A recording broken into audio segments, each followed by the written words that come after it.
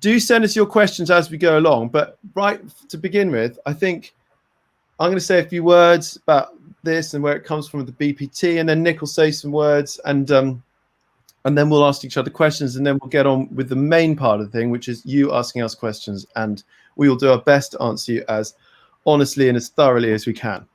Okay, so this project came about because, well, when I started the Pilgrimage Trust like 6 years ago with Will, one of the biggest sort of sources of finding holy places in the land was a previous book called Britain's Holiest Places, which was actually by Nick, and I just thought it was a great book, and I used it as a way of accessing these places. You know, it told the stories really well. It was introducing you to places from a pilgrim's perspective, the kind of information I actually want to know, rather than like architectural stuff and like the buttresses and you know, which is great, but it wasn't what I wanted to know as a pilgrim.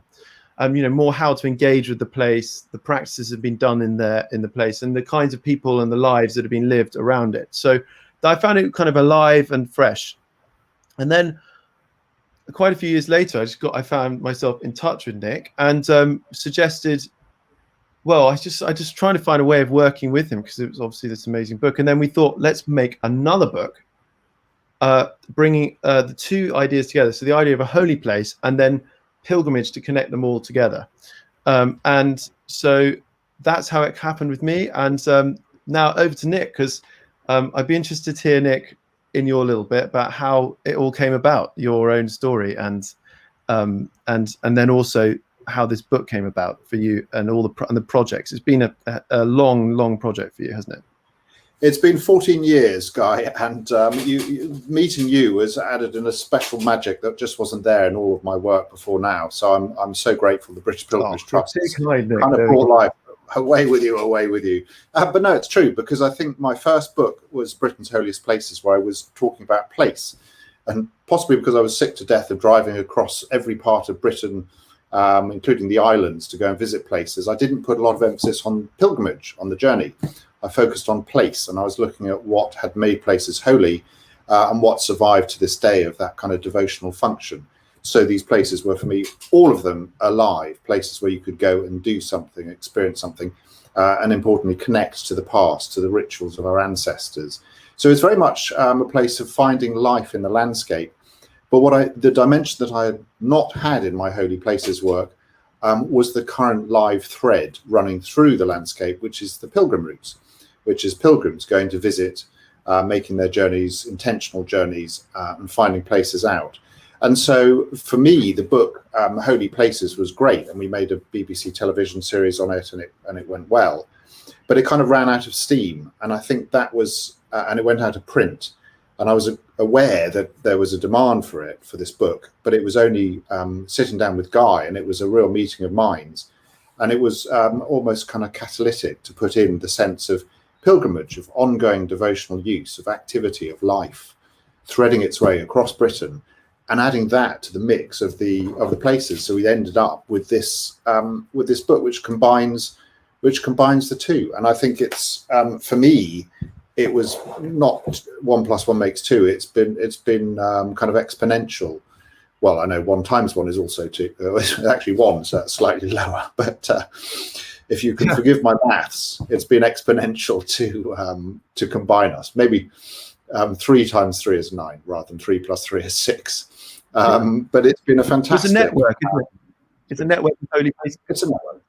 Yeah, it's a network, and Guy's got that kind of spark and energy and enthusiasm and brightness as a guide. Brilliant guide.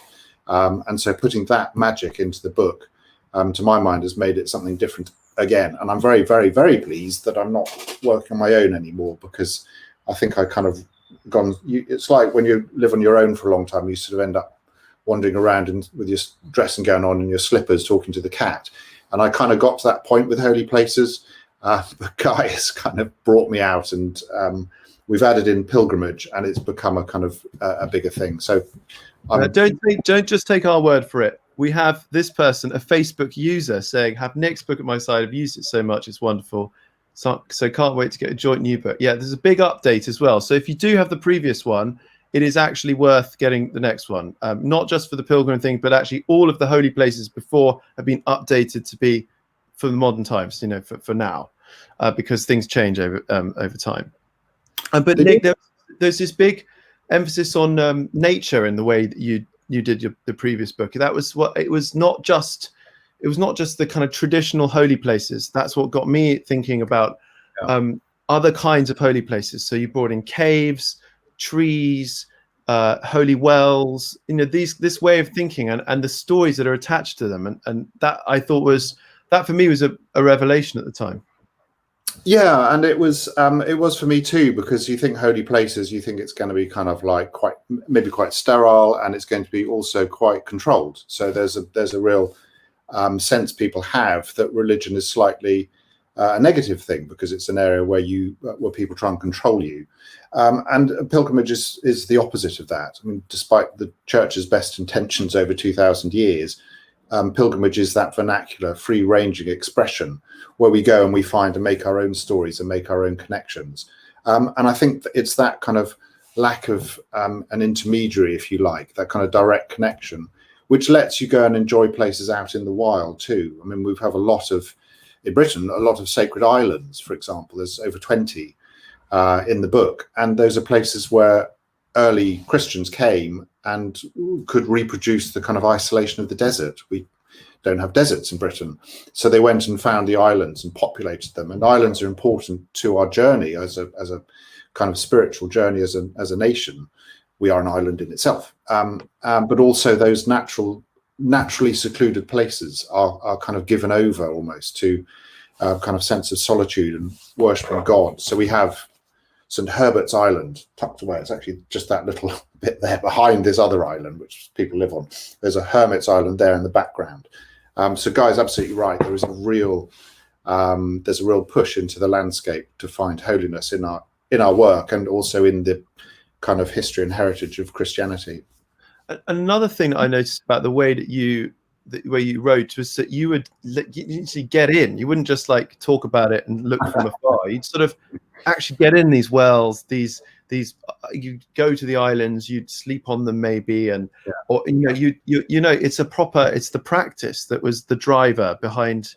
It wasn't just tourism in that kind of, I got to tick off this list of places to go and see and then marvel at it and then walk away just looking. It wasn't just looking, it was all the different senses. And that's what comes across for me in the book. Yeah, there's a real materiality to it. It's a real kind of, if you like, incarnated form of Christianity, very bodily, very physical. And I think with you, the pilgrimage thing as well is very much, it's on your feet, or if you're unable to walk, it's outdoors. You know, there's a real sense of access, getting up and going out. And I think that's an evergreen instinct in people, to get up, go out, and be outdoors, however you can do it. And I love the British Pilgrimage Trust and your approach to that, Guy. I mean, you in a way take it that kind of further still, because the physicality of singing is your big thing. And I was very struck when I went on a pilgrimage guide with you. You would pause in the street and had, like me, no embarrassment in the wilds, stripping off to jump into a freezing well. You would stand in the middle of London and sing a song. So I think you and I are both people who are shameless about our love of culture and devotion. We want the people watching us to also sing and get in, because it's not just for lunatics. It's a real thing. In fact, it's anything but lunacy. In fact, I'd say it's more crazy not to do it than to do it, because it's such an amazing experience, and I think one that can bring joy. I mean, literally does bring joy. If especially like there are 150 wells in this book. You know, so there's so many options for this, and if you get in, it makes cold water therapy is brilliant for depression. Not saying that everyone's depressed, but what that also means is it raises your mood, and so wherever you are, it raises your mood, doesn't it, Nick? Oh, you'll be buzzing on endorphins all day if you're getting some of my holy wells that we've listed in the book. You'll be you're trying to tie you down to earth again afterwards. You can get a real buzz.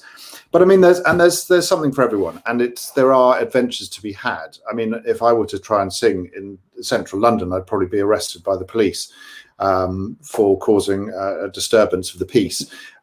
So there's something for everybody. If whatever you have, if walking is good, or plunging into a holy well, or at the other end of the scale, there's of course the kind of comforts of a city centre cathedral with a genteel tea shop and gift shop.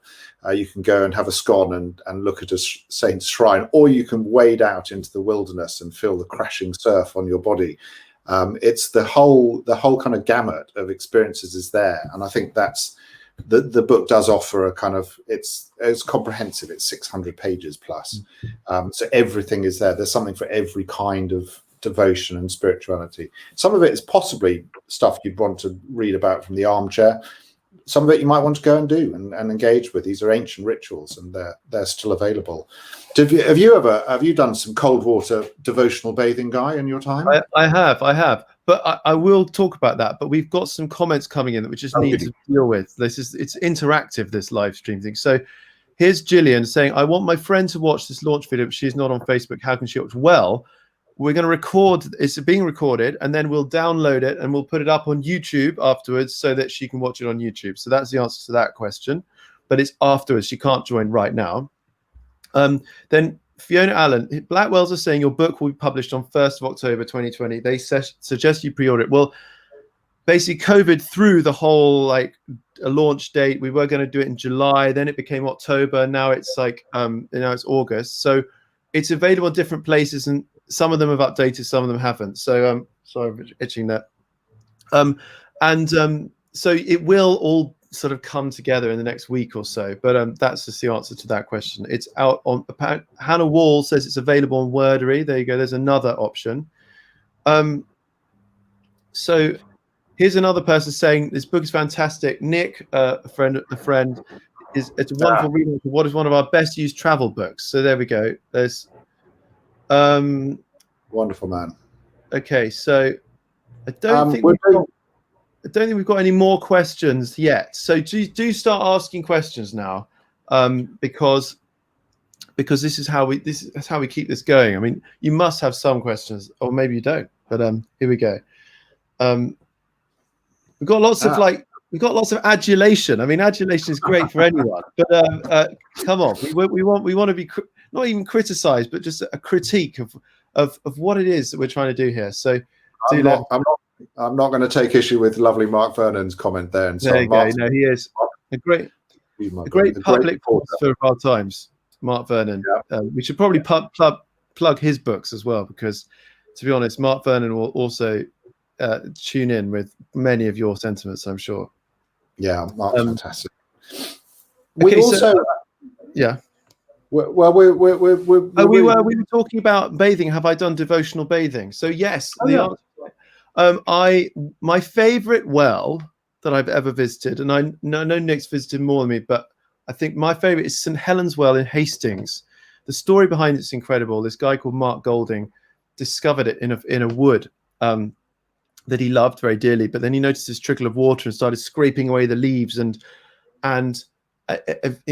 cut his hand up, and he found this stone kind of channel, and then it opened up and there was this bigger 9-foot well that you could bathe in, and then it was a 2-foot wide circular font underneath this amazing big tree, and there was this big plug, and he pulled it out, and all the water came rushing through after sort of 900 years of neglect or being stopped, and then he bathed in it. And strangely enough, at the same time, he'll tell this story at some point, but you can find it elsewhere, but his son was in hospital for a water issue to do with his lung, and he was going to die. And so part of it was therapy, this is uncovering the well. And at the moment he pulled out the plug and the water went, and then he bathed in it. He went back to the hospital and his son had been healed. So miracles are obviously contentious, and I'm not saying that things happen and it's definitely true because of this or whatever. But what we can say is that people have thought that this happens over thousands of years. And to be honest, I then immersed myself in this well, and we had another 15 miles to walk. It was when I was walking the South Downs, the original version, the old way, from Winchester to Canterbury. That's how it started, but we called it the South Downs Pilgrim's Way. And then at that point, and when you have 15 miles to go, and I walked these 15 miles really fast after being in this well. So it obviously invigorated me and gave me the energy I needed. So I had a pretty epic well experience there, and I've done it ever since. And it always almost refreshes you, cleanses you, makes you feel rejuvenated. We talked a lot about wells. We've got to probably move on. I think we're both pretty into wells, Nick and me. But then the churches, because we've got to deal with churches, because it's a problem. It's a problem for our times. You know, how do you engage with the church? And I'd say that the way that this book is written in relation to churches makes them come alive and feel quite human and quite based around story, love, hope, fear, like wanting things to be different, miracles, kind of amazing connections with animals. You know, it's very kind of alive. So it's not saying you have to believe this when you walk in these churches, and that's what's key. It's just telling the story. What do you think, Nick? Would you what? Because you are a Christian, but the way you engage with these churches is your own way. It's not like it's not the way to engage with them, but it's one way. No, that's right. And I think actually we've got a load of questions coming in, so I can. Yeah. Okay. Fine. First of those I can answer with responding to you. Who is the book aimed at? I am a Christian and I'm a minister in the church and do all sorts of churchy things. Who is the book aimed at? And I specifically wrote the book for anybody who's interested in culture or heritage or history or landscape or buildings. And I actually kind of rewrote my first version, Holy Places, in order for it to be totally and utterly non-prescriptive. So I described what had made a place holy, and then I described what you're likely to find when you go there now, and gave directions for people to go and make their own stories and make their own connections. So for me, there's a real sense of letting go and enabling. I don't have any agenda other than to say to people, get up, go out, either in your imagination from the armchair or physically go and see these places. And I found actually that some of the best feedback I had and the best responses was from non-Christians, and the BBC actually were more enthusiastic about working with me than the Church of England was institutionally, and I thought that was phenomenal. So I thought this is the story of the, tales of the tribe, if you like. This is a national story. So I think pretty much anybody can use our book. I don't think it's got any. There's a love there, which is what inspired me, but I don't think there's any limitation beyond that. And it's a big thing in the British Pilgrimage Trust as well, open to all. I love your approach. So we go. You better be careful about. I mean, Tales of the Tribe is a brilliant phrase, and I think actually it's a really good phrase. But obviously, the tribe needs to be defined, and obviously that is everyone. It's not like the British people or whatever, because that is obviously. That would limit it and limit the way we think about it. It's more the story of the land, almost like it's what has happened in these places, in this landscape for a long time. But yeah, Tales of the Tribe also does that really nicely. Local. Each place has a local story for the local people who cohered there. But yeah, it's literally anybody from any culture can make connections. And in fact, I've found a lot of holy places to actually have some immigrant communities attached to very strongly. And I love that. I think that's brilliant. People can write their own new stories and new connections there. Something that Professor John Eade, who's an expert on this and I think was looking has written about extensively, is the way that religion and spirituality can help people find their place, literally find their kind of connections and roots when they move into a new country. And I think that's a fantastic, very healthy thing. So more of that. We're definitely encouraging that. I'd say it's a good question, this, because it's obviously a key question. I'd say it's aimed at people who either want to just sit and read in their armchair and just discover things without necessarily traveling the whole of Britain, but for those who want to find places local to them and like maybe they've never heard of and never would hear of, but yet have immense history and a special feeling of place when you get to them. it's quite fun to drive around. I mean, I shouldn't be saying that as a pilgrim, but you know, it's okay to drive to some of these places. But then also it's aimed at pilgrims. So where are the major pilgrimage routes at the moment? It's a tradition that's constantly evolving. New people are making new routes all the time. But at the moment, this book is a kind of collection of all of those pilgrimage routes that we know of at the moment. And I think there'll be others that come, but it's a pretty solid start right now. Yeah. So I think it's aimed at lots of different kinds of people and will serve them all. Oh, just to add as well, Professor John Eade actually wrote about, we got a short section in the back about holy places in other religious traditions, non-Christian as well. So there's a few Muslim, Hindu, Buddhist sacred sites, which John wrote an introduction for, which is excellent. Just kind of introducing the concept of new religious traditions which are making their mark. And there's some older Jewish places in particular. Britain had a medieval story of Jewish devotion and also persecution, which is a really important one to remember always. So we enjoy, really important to put that in too. Right, loads more questions here. Yeah, we have got loads more questions. Just one thing about the way you chose the places. I remember I asked you, there are a lot of Christian places in this book. It's well told.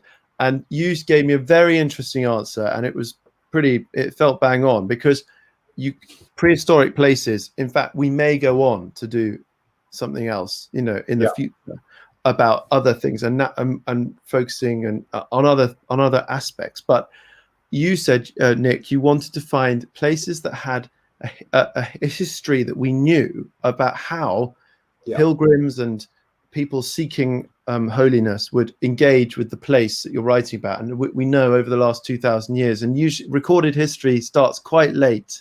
So you can talk about prehistoric sites and you can sort of imagine but there's more knowledge about the places we focused on in this book. But it's by no means, I don't think, definitive as this is holy places in Britain forever. Like, there's going to be an evolution in the future, I think, isn't there, Nick? I mean, I think we're thinking long term here, but what that criteria does is it just makes the stories come alive. We know that stuff happened in these places, and the wells, and they would have had history before them, but we didn't know about that history, and that's I think the key point, isn't it? Yeah, you got a little bit of place names. Some place names record some sort of devotion. So at Buxton, for example, you can pick up Onometia, the goddess of the grove. So there's a tiny bit of evidence of some devotional use. But generally speaking, we haven't gone for the prehistoric, i.e. ones that are not documented, like Stonehenge, for example. But we've gone for places which have got some kind of record or indeed ongoing tradition. I mean, some of them have never fallen out of use. You've got Holywell in North Wales, that's 1,500 years of continual devotional use at a holy well. Another one to strip off and bathe in. You have to keep your swimming costume on for that one, because it's next to a busy road in North Wales. But Holywell, North Wales, is a site that's never stopped for such a huge period, and that's a lovely thing to connect back to that old history. Right. So should we carry on then? Here we go. Philippa's question is, where's your favourite pilgrimage site in the UK? You can do that one first. Go on. This is something really difficult. I don't know. I'm not going to say this is my favorite, because I don't know. But I think my favorite may be, because I haven't visited it yet, and that's a bizarre answer to give. But I think it might be Bardsey Island.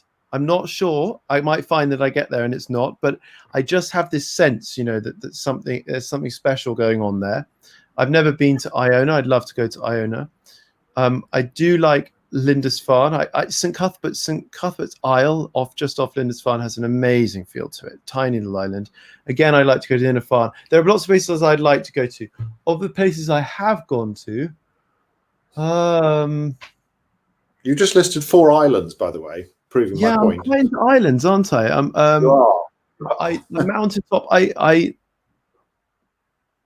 Okay, Holyhead Mountain, going to the top, and it's the ancient Druidic mountain, and I loved it. I mean, I'm doing a pilgrimage project on cathedrals, so it's really hard to pick.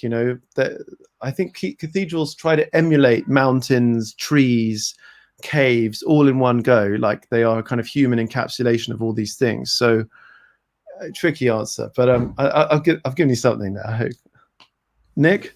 Yeah, well, my one, I'm going to go for an island as well. Cover of the book, we've got St Herbert's Isle, where I've written a large part of my PhD about what went on in islands like that, and I've taken 2 BBC film crews there, and it's been on the cover of 2 of my Holy Places book, and I've spent the night there in devotion and prayer as the lakes and the hills around me went to sleep, and that's been a place of really amazing spiritual connection in the landscape. And also St Ninian's Cave on the west coast of Scotland. 2 kind of great Celtic places, but also Dunsfold Church in Surrey, just to keep it back sort of close to somewhere a bit more tame. Dunsfold in Surrey is another of my favourite places. Ancient church, ancient yew tree outside, and a holy well, just to kind of really... I've been to Dunsfold. What I remember from Dunsfold are the pews. They're incredible pews, the oldest pews in England or something, weren't they? And yeah, it is. That it was the amazing place. So Dunsfold's great. Okay, now we have another question. Are you aware of the German medieval clergyman Sebastian Kneipp or Knipe? He started cold water therapy in Germany. We have lots of often memory. Wet holes in forests. That sounds brilliant. I think you've got a couple of wet holes in forests, haven't you, in this book, Nick? Yes, there are some. Yeah, St Tekla as well, for example. Yeah, exactly. Okay, well, thank you for that, and it's more of a statement than a question. Question, and the answer is I haven't, but Nick has. So I love them as well. Okay, how is the book organized, by route or theme? Okay, good. That's a nice structural question. So it's ordered by region, actually, and then at the beginning of each region are the pilgrim routes of that region, and then after the pilgrim routes you have the holy places, then subsetted into counties within the region. Is that a good way of describing it, Nick? Yeah, that's exactly it. It's indexed, so there are indexes and so on. You can go and find if you've got a specific theme to look at, but it's by region, and there's a map. You can look at one view and you can see where all the holy places are, and then how the routes kind of connect them up. So it's very much a regional guide designed to make a maximum amount of possibility to go and visit personally. So it just opens them up. Very much so.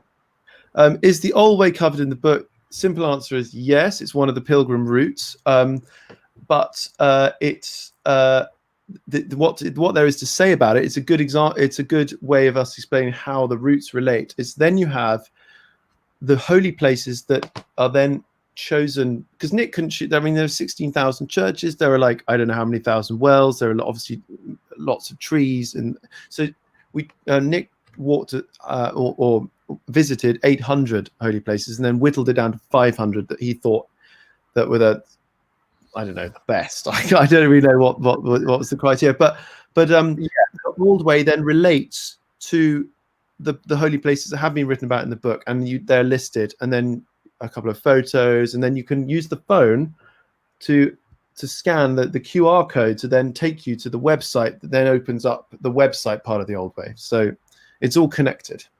Yeah, and the old way is absolutely, it's there in the book. You've got a view, and then there is a comprehensive online guide. So the old way is it's kind of a big. The old way is there's a second launch today, isn't there, Guy? Looking at the old. Yeah, at 3 o'clock we'll be. I'll be talking with Alice about the launch of the Old Way online guide. So that there's going to be much more detail in that. Okay, so next question. How does the book tie in with the pilgrimage routes republicized by BPT? Okay, so this is what I need probably, Howard, for you to define what you mean by republicized. I guess what you mean is that we are a kind of hub for all of the pilgrimage route creation activity in Britain, and they're on our website, and so we're bringing it all together. And the way the book ties in with all of the routes on our website is that we chose the criteria that I was given by Nick, and I thought it was a good one, is major routes of maybe 4 days to 7 days, if not longer than that. So a route that's, because we have been promoting 1 day routes, 2 day routes, but we thought we'd go with the sort of slightly longer ones, the ones that there's something about them that's like heftier.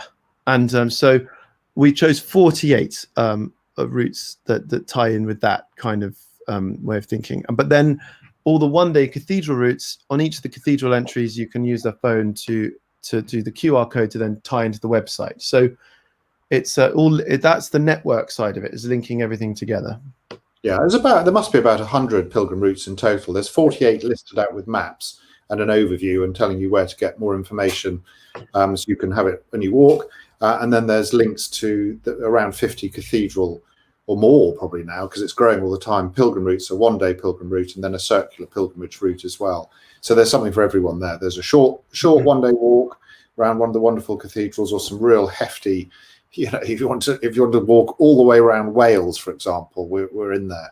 There's something to suit every walking ability and ambition, or accessibility if you're just in a wheelchair or whatever. It's something for absolutely everybody to enjoy.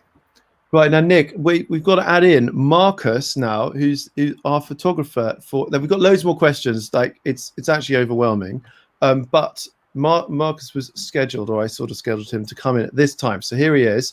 Here we have Marcus. Hello, Marcus. Hello. Good to see you both. I just want to introduce Marcus. Do you want to introduce yourself, Marcus? Actually, that's probably a better way of doing it. What have you done for this book, and what have you done? Okay, towards the start of 2019, I decided to visit all the Anglican cathedrals in England, and then because I live in Gloucestershire and we're pretty close to Wales, I thought I'd throw the Welsh ones in, and then just to finish the job off properly, I thought I'd throw the Catholic ones across England and Wales in too. So there's about over 70 cathedrals. And through that, the English Cathedrals Association got to hear about what I was up to and asked me to write some blog posts. And I think you gentlemen saw a few of my photos and asked me if I'd be as kind of to join in.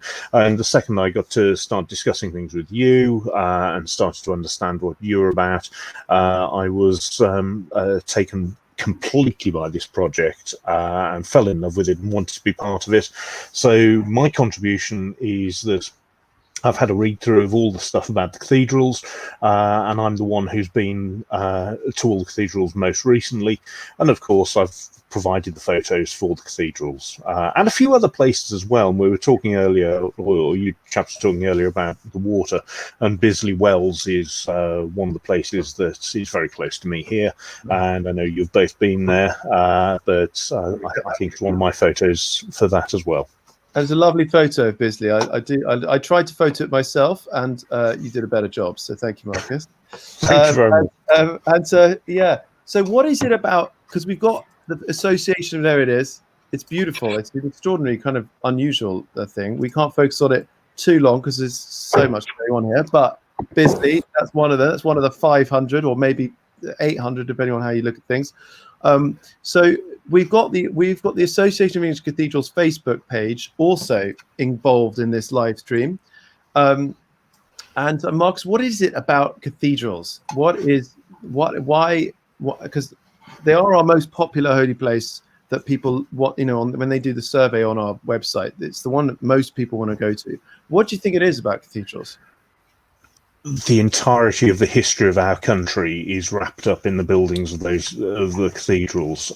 Everything is there, from battles fought nearby, from Roman buildings being knocked down to repurpose as cathedrals, to coronations, to burials, to the great figures of our country's history. So first of all, it's our history is there, and it represents that's a microcosm of that. But I think also cathedrals are unique in our spiritual life as a country, because they are somewhere where everybody can go, and it doesn't matter if you are of all faiths or of no faiths. There's something in a cathedral for you, and the peace and tranquility. And you're talking earlier about even a good scone is sometimes worth searching out. And I'm sure a cathedral, for example, did the best bacon sandwich on the route. But it's all about what they offer. And my emphasis when I went was very much that I was there as an ordinary person, just coming through, passing through, and taking what I found as I came through the door. So in some cases it was complete silence because there was nobody there. In another cathedral, I happened to arrive as the organist for the evening Nick's concert was starting up to do his practice, and he delivered his entire concert whilst I was sitting there, which was remarkable. So you never know what's going to be around the corner in a cathedral, and they enrich all of us, I think. So that was what drove my journey. Well, thanks so much, Marcus. Thanks for popping in. We've got this sort of ever-growing list of questions.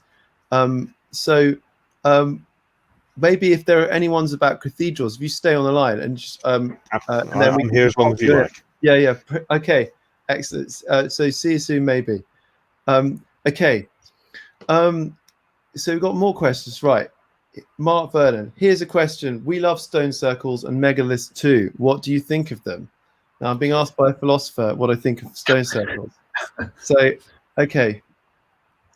What do I think of stone circles? I think they are places that, to me, they encircle a point. And the point is a very, very, what was seen as a very important place in the landscape for whatever reason. It could be a feeling that you get. I mean, I think, you can use the word energy, you can use the word ley line. I mean, those are charged trigger words that make people feel this is not my thing, this is my thing. I don't like it, I really like it. But I think what you can definitely say is that different places feel different. And just like if you go into someone's home, some homes feel good. And it's not necessarily the interior design or like the structure of the bit, it's just a feeling. And I think you have that with holy places, and the prehistoric peoples would have chosen places that felt good, and also maybe had a vantage point in which you could get a sense of great perspective, a kind of often a panoramic perspective. So that's what I say. I love them, I sometimes have this practice of walking around them and touching each of the stones before walking into it. I feel it feels almost now disrespectful just go straight into the middle of the stone circle. What about you, Nick? Oh yeah, well I looked at kind of sacred enclaves for my PhD on in kind of early historic Britain, and the best I could get as a kind of understanding of what these set aside places were is that they're kind of non-human spaces in the land. So they're places where people go and have Christian or early Christians would meet the pagans, and they were places which were non-violent. So they were kind of places of assembly. That's obviously taking it a long way beyond the point of the stone circles, but I think possibly in a tribal society, when you've got kind of warring factions and so on, it would have been quite possible to have these places set apart, places of community and places of connection, communication with others, and so on. So I think they're kind of, however you define it, non-human spaces where you would not typically bring your kind of almost a sort of aggression or military way to resolving disputes, but they'd be places of peace and of dialogue and of conversation. I think that's certainly true because a lot of the early synods in Britain were kind of held in enclaves or at kind of places set aside in the landscape. Whether that stretches back to prehistory, I don't know, but I think I can see their function as being places of assembly, peaceful assembly and dialogue and conversation. So that's my theory, and I think it certainly left its mark on the. You've got a lot of early churches in Britain have got a circular churchyard, a llan in Wales, LLAN. It refers to the circular churchyard, and that pre-exists the church. So there was a sacred enclave in the landscape where people met, and then the church was added in on top of that subsequently. So we know these are very ancient landscape configurations, and my view is that it's the non-human places of recourse and dialogue. It's also just places of meeting. I mean, what we can almost certainly say is that communities or large groups of people came together probably at those points, maybe. A bit like churches now. Does the book cover, and also just on the point of meeting in safety, like the Magna Carta was signed under the Ankerwick yew tree, and often medieval kings would meet and have difficult conversations under an oak tree. So that kind of concept of a sacred place being one where you put your swords down and you chat nicely is a thing. Okay, does the book cover relics and holy sites related? Yeah, and that's for Nick. I think. Yeah, there's certainly some Crusader kind of artifacts and so on in here, and we've even got there's a medieval carving of a knight, which is in the book as well. And I think also one of the pilgrim routes looks at the Templar Church as well, doesn't it, Guy? That's included in it. The London one, the Temple Church, yeah. Yeah, so Knaresborough has a lovely medieval carving of a kind of knight looking really knight-like, back from pilgrimage and so on. And several places are that do have kind of connections to that. There's not a huge amount here because obviously the holy places are in the Holy Land and so on. But it's just definitely a story that's left its mark. So you could go through and find some Crusader sites. Yeah. Excellent. Right. Does the book give indication of infrastructure to support pilgrimages? Something I found difficult on the peak pilgrimage last year. Okay, so no is the answer in the main. I mean, basically, we've got a big job on our hands to sort out infrastructure in Britain. We're working with churches along the old way for the Sanctuary Project who are getting behind this idea, but it's certainly not the case for every route. And also it's worth thinking, you think Europe is working there, like it's like easy to get accommodation for not very much money along the Camino. But the reason that's the case is because the Spanish government got 130 million euros plugged in I think 1993 because they're having a big cultural expansion project. And the very visionary head of the Galician Council just built loads of hostels along this route and to sort of build it and they will come approach. We haven't yet managed to persuade this government to give us £100 million to build hostels along any route. But just so you know, if you do want a roof over your head, get in it. This is the easiest way to do it, is to ask permission from a church warden or vicar to sleep in the porch, because that is a roof over your head. It's open at one end, obviously, maybe not, maybe there's a door, but they're going to be safe from any storm, but you don't have to go in the church. They don't have to unlock the door. So that is one very simple option. You need a sleeping bag and a roll mat, but and you need to ask permission. But apart from that, I'd say Airbnbs if that's too expensive, maybe youth hostels. If they were, I think there's a youth hostel along the Peak Pilgrimage route. Then you've got wild camping. We can't, as a charity, recommend that because it is actually a civil offence. And there are schemes to try and make it more available, but it's not that easy yet. But I think a lot of people are working on this problem because with all of this need to go into nature for health and immersion and eco-therapy and that kind of thing, there's more of an understanding that we've got to make this accessible, and it can't be the B&B prices for everyone. So that would be my answer. It's not necessarily helpful, but it's hopefully expanding on it. Okay, do you want to say anything, Nick, or should we move on to the next question? No, that's the pilgrimage things. And okay, sure. If you had a methodology for approaching these pilgrimages, which ones to take first? Oh, wow, this is difficult. Well, there you go. That I think you've answered it for yourself, because it's what you feel you're interested in, and why you're interested in it.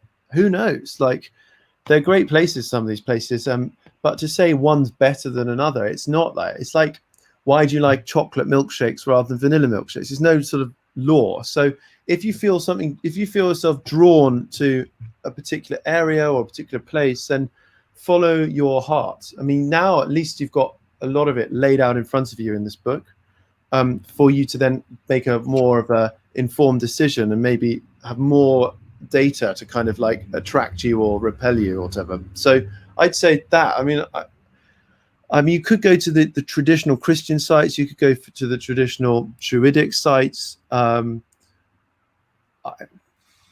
don't know how I've done it. I mean, Canterbury, we went to Canterbury because Canterbury's a holy place. But then as I've explored more, I realized there's just beauty and holiness everywhere. So that's where I'm at. What about you, Nick? Have you got a quick answer for that one? Yeah, the Vernacular Saints. I mean, they're very interesting. That requires quite a lot of in-depth research to find out, because obviously the church wouldn't usually document their devotion and so on. But I think local history books and so on will be there. And it sounds like it's a lovely question for somebody who really wants to connect to this. So I think it's probably this sounds like a church crawlers kind of thing. There's a brilliant website about churches in all of Norfolk and Suffolk. I think it's called Suffolk Churches and Norfolk Churches. It's good. It's good. Yeah, it's brilliant, and it's literally every church is in there. And it's a guy called Simon Knott, I believe, did it. It's epic. And look up Simon Knott's churches in Norfolk and Suffolk, and you'll try and find Simon Knott's details and give him a call. Who knows? Yeah. Okay, here's the next question. I'm looking forward to reading this book. I guess the section covering Innis and Bardsey Island and the monastery. There is both in North Wales Pilgrim's Way and also in its own right. Isn't that right, Nick? Yep, it's all in there. Let's go for that. Okay, next one. Okay, well, that is very nice. I would like to go to Mount Olympus. Unfortunately, it's not in Britain, and all I care about is Britain, because British pilgrimage. That's not true, actually. I love everywhere else, but Mount Olympus is that's a kind of classic. It's both mythological, a place that would have been loved for thousands of years, and we have those mountains here too. Is I suppose the on-brand message to give. Okay, Iona is worth the pilgrimage. No excuse, guy. No excuses. Great. Okay, I will go. Go. Hello from Overture. Interesting discussion on overlaps in spirituality. Okay. Marcus was there just recently, actually. Should we bring in Marcus? Yeah. Marcus, do you want to talk about St. Non's and St. David's and anything in response to this question? Well, absolutely. I was there last week and visited both St. Non's and St. David's. And I think one thing that this book does really very well is it covers the link between both of them very, very nicely. And the thing about St. David's is you can't accidentally go to St. David's. It's so far at the end, beyond the end of the motorway, you don't notice it. As a cathedral, it's hidden. And the whole place is wonderful, and one of my favourite cathedrals. But St. Non's, the chapel and the well are only a kilometre away. And in fact, if you are looking for an absolute microcosm of this book, you couldn't come up with a better one, really, because St. Non's, as I say, it's a chapel. You can walk from there in 10 minutes to the cathedral. It's a great place of pilgrimage, and I suspect Nick has probably done this, but you could probably do a full body immersion in the well. It's not that big. I don't think I've been there. I couldn't see how deep it was, but you'd have to do a bit of crawling. You can put your feet in. I think you can put your feet in that one. You can certainly put your feet in. But it's a lovely microcosm. It's a beautiful spot, and St. David's Cathedral is especially delightful. And I think it's worth mentioning about COVID, and they've done some good stuff on finding a route through the cathedral, which means that you see all the main parts of it and can certainly get up close with the Shrine of St. David. And the good thing about the shrine is you can see it from both sides, and it's been restored in the last few years, so it's very high up the list of places I would recommend to visit. And the little bit in the book about it is really excellently well written and points out other things that you wouldn't have even known were there. So a good call. Well, thanks, Marcus. We'll bring you back in if it's needed. Okay, see you soon. Okay, next question. As you both mentioned island places as favourite pilgrimage sites, how do water pilgrimage routes compare to land pilgrimage routes in your experiences?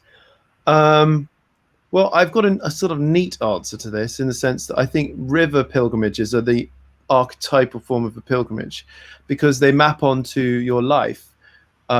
If you start at the source and you're in let's say in the top of the Cambrian Mountains, the River Tavy, which I've walked with Will. I think we did it back in 2016, Will Parsons. basically it starts off with this pure trickle-like stream, or there's actually a lake, but there's a source, and then the stream starts, and it's really pure, and then it grows in width and body and mass and volume as the tributaries come in, and then it grows and grows and grows until you get to the sea, and then it kind of meets the oneness of the ocean. And that's a bit like our life, that we start off pure, little tiny little trickle, and as all the tributaries of experiences and influences come into our lives, we grow, and we change, and we become a bit dirty. The water at the end is a bit dirtier than it was at the beginning, but but we are full, and we're full humans, and then we get thrown into the vastness of everything. And I think that's obviously what some people see death as. So I feel that rivers really, they tune your mind into the course of life. And so I really love them. And the other thing that's good about them is humans always settle by rivers. So there are villages and churches and wells and all along the way. So I'd say land, pilgrimage routes, and water. I mean, if you've got anything else to say, Nick, about water and the way it relates to spirituality, like when in terms of sea and islands and stuff. Yeah, Bede, writing in the 7th, 8th century, talked about Lindisfarne being chosen specifically because it was a place set apart from the main. It's an island, but when the tide goes down, it's connected by land for a few hours either side of low tide. So there was a real sense that islands do have a really specific. They're almost set apart by nature, set apart by God, by a kind of cosmological design, if you like. As places to be alone and to contemplate, again, non-human spaces in the landscape, because an island is a place of very limited resources and limited things you can do. So they're places where you focus on otherworldly values. So for me, going off to an island, especially a hermit island, where I've been off on my own sometimes, you do get a real sense, even today, of that literal isolation that drew people to kind of get away and spend some time alone reflecting on the mysteries of creation. And if you're not into hermitage and being on your own and loneliness, and you want to do it with maybe someone else, or is that? Do you reckon that'd be a good experience too, or do you think there's on your own? Oh, and the number of people I know who I've spoken to about Lindisfarne kind of divide into two categories: the Holy Island, Lindisfarne. People who go there and visit it and kind of go, "Oh, it's interesting," and there's lots of tourists there, but wow, you can see a lot of history. And then people who actually spend the night there in one of the hotels or hostels, who get that real sense of the tide suddenly comes up, and then you are cut off, and that's it. You are isolated, and the crowds disappear. Everyone gets in their coaches or cars and dashes off the island before the tide comes up, and then the island returns once again to that kind of early simplicity. And I think to do that is fun. I mean, there's only limited accommodation there, but I know people who've spent the night on an island, or Iona, the same thing. It's lovely thing to do. Thank you, Sylvia. That's a good question. So it's actually Sylvia, who will be doing a virtual pilgrimage for next month with me. I don't know which one we're going to do yet, but a medievalist. So it's a good question for Sylvia. Thank you. Just one more thing to say about water versus land. Land obviously earths you, and it's safe. Humans like land. There are predators maybe, and maybe nasty people, but it's generally safe. Whereas there's something about water which is very not safe for us. In the sense you have to be in a boat, and you can't just swim forever. So there's a sense of like you're on the edge. You're like you're going beyond your normal and your comfort zone. So I think there's that too. Obviously, water's a wonderful thing too. I mean, it's not like it's a bad thing. It's just we have a slightly more tricky relationship with it. Don't know if that makes sense to you, Nick. Yeah. Okay, so we just had this is one. Just ordered from Hive. Yes, Hive is a great online shop for independent booksellers. Some people have complained that we are promoting the Amazon link so much, and I think that's a fair criticism. But the thing about Amazon is it's sort of so much the market, and most people use it. So that's why we felt we needed to do that. But actually, online independent booksellers like Hive are doing a great job of bringing it back to the high street and that more niche way of dealing with books. So that's a great place. And also, unlike Amazon, actually you can buy it. So there you go. That's another reason why I should go for Hive. But that did the Camino back in the 1990s, life-changing, looking to take my kids on the old way. That's a really nice idea. The idea of taking your children. They obviously can't walk as far, but maybe they can if they're fit. But and I'd love to. We're going to start working with school children, hopefully, the British Pilgrimage Trust in time. I'd love to do a pilgrimage with some kids. Actually, I think it'd be a completely different experience. It would all be about like touching things and like being a bit more playful. And play is always good. Yeah, my daughter's had a full run of. She calls me and my wife Anna religious nerds. So she's had an absolute fill of old churches and so on. But lots of it we've enjoyed as adventures as a family. But there are limits to the distance a 13-year-old will walk, is all I can say on that one. Well, my feet are tired is normally after about the first 10 steps. Persevere, Helen. It's lovely. Get them out there. Any excuse to get up and get out. And then we've got a comment from Philippa. Simon Knott has also done Essex, Cambridgeshire, and London city churches. Well, Simon Knott is obviously pretty prolific. Yeah. So and here are some nice links. There they are. There are the links. And we've got a question from Ed Berger. Is there an online platform whereby people can input their pilgrimages? Yes. So, well, the online platform, in a sense, is our website. You can email in any pilgrimages. I get people writing in saying, "Can you put mine up?" And then you go through a process of like looking at the route, talking through what resources they have all available, whether they've already plotted it out online or have they got photos, like what's the story, and we just go through a process and then end up putting it on the website. So it's more of a kind of curated thing. Then we could start to come up with a way of just doing it automatically, but I think it's not that many people that come up with a pilgrimage route. It's like I'm not getting one every day. I'm maybe getting one every week or 2 weeks or 3 weeks, something like that. So that's what I say to that. But do please keep sending me, because that's the only way this tradition becomes more and more variegated and more interesting and rich. So I love that. Now we're almost getting to the end. There's one question back here by Gregory, who asks, does the book cover the entire that's right, yeah. Good question. And it does not cover Northern Ireland. So it doesn't yet. Somebody needs to sit down. Somebody out there, hopefully not me, because I've done this. Maybe Guy could go and do it. Ireland, the island of Ireland. Somebody needs to go and do that. So we've got Britain, Wales, and Scotland, plus Channel Islands, and also the Isle of Man are in our book. But Ireland stands over the Irish Sea in a haze where the sun sets of Celtic mystery and promise. And I want someone to go and do a guidebook to Ireland, which would encapsulate the story. Yeah. It's very, very, it's almost the kind of holy place. It's the foundational holy place for Celtic Christianity. So, and also the thing about Ireland is that people in general are more kind of a bit more hobbit-like in the way they look at magic, and that they're part of the landscape in a much more connected way often than the Brits or the people who live in England, Wales, Scotland, or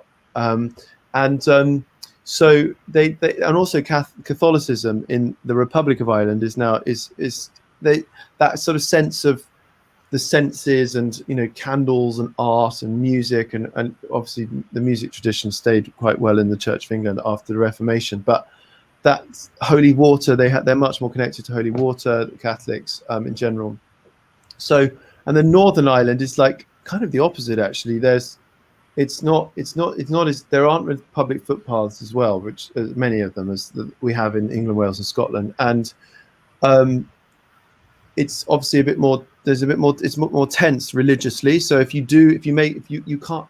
I didn't feel as free to just be as playful around ritual there, but I may be wrong. Is that right? What is that? Have you ever been there, Nick, to Northern Ireland? Oh yeah, I mean I actually part Irish. I shouldn't have admit that because somebody's going to ask me to do this book sometime. But you need to go and visit all these places.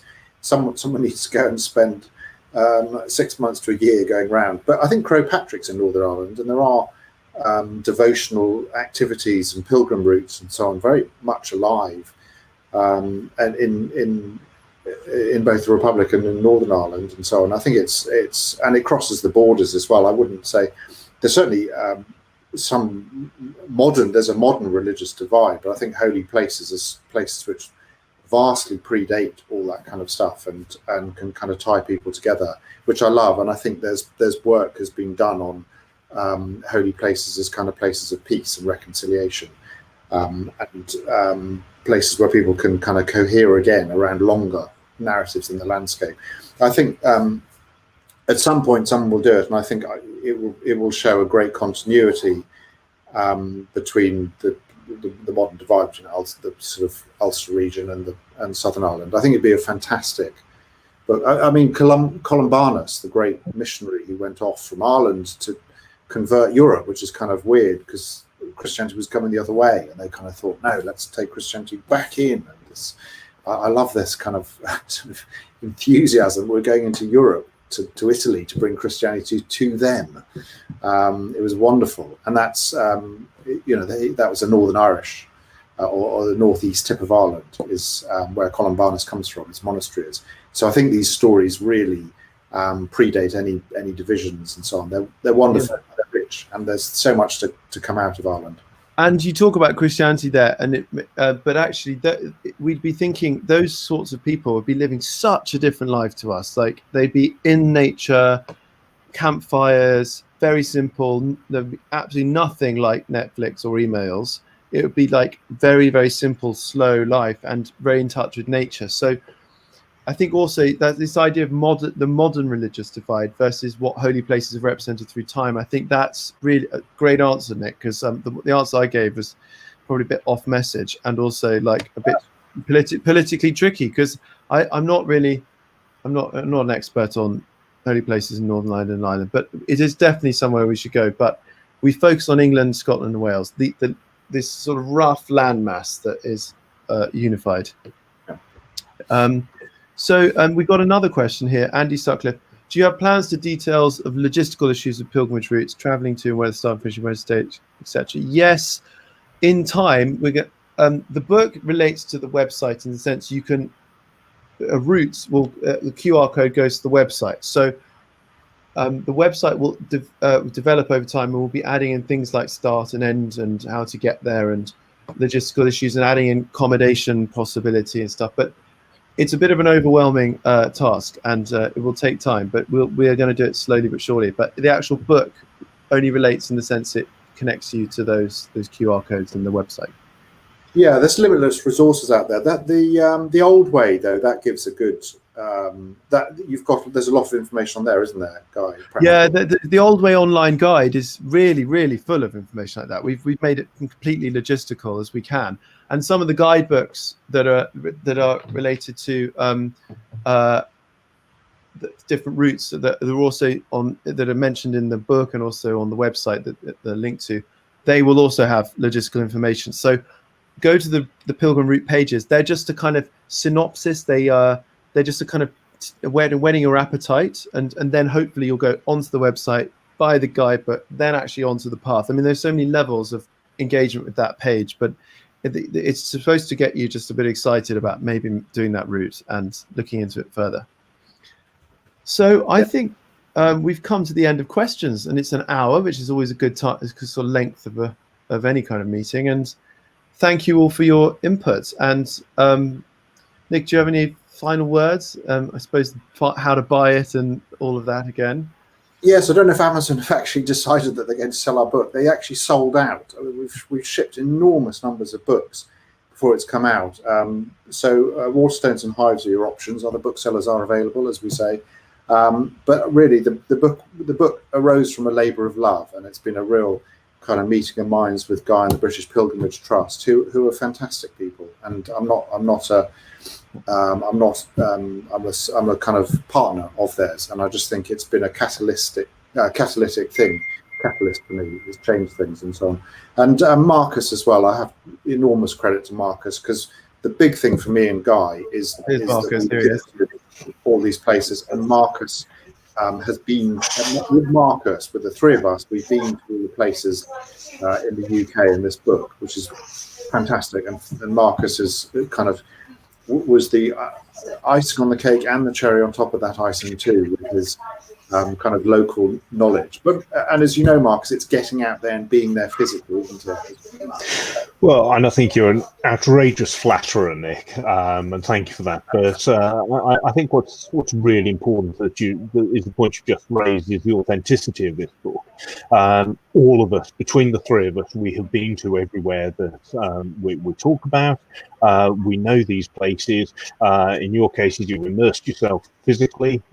In my case, I've immersed myself with photography. So we know these places are there. We know this is up to date. We know this is pretty accurate. And although things are changing the whole time, it's as good as you're going to get anywhere. And it's a book that I think the three of us are all immensely proud of and immensely pleased with how it's come together. And I think that from my point of view, we offer it now to the world for them to enjoy as much as we've enjoyed being part of this. Yeah, the lovely finish. So that is the book. And thank you, Marcus. Thank you, Nick. And Amazon is currently unavailable. It's going to become available. They've got 1,000 copies. Where they are, no one knows, but they are going to get their way into everyone's house soon. They bought 1,000, so you know that's the reality. They actually have 1,000. But Hive, Waterstones, Wordery, Blackwell's, even, you know, there are lots of other options. So do get it. Do have a look and tell all your friends. And hopefully I'll see you at the next live stream at 3 o'clock, where we're talking about the Old Way Online Guide. So thanks, everyone. Good luck. Thank you very much. Okay, bye-bye. Cheers. Thanks. Bye.